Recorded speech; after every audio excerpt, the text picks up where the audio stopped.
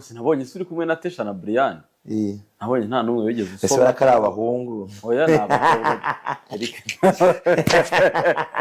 Nabakobwa. Nyine iyo uri kumwe n'abakobwa. Uzabite Brian umukobwa gusa yari azagukubita. Ntabwo ari wese.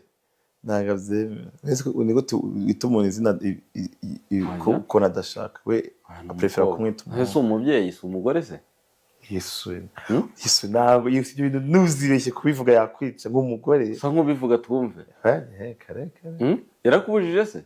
Nuko mbese katabikunda. No kuri live ajya bibwira abantu y'umwisi tukaga kwita umukobwa. Cyangwa umukore. Nge ntabwo yabujije ngo yabujije wowe. Okay, nzabibona mu kiganiro mwisi umugore turebe. Shabu babarira uzabimwite muri kumwe wowe nawe turebe. Nuzabe cutting. Azakuta microphone mu maso. None se gira icyo mvuga.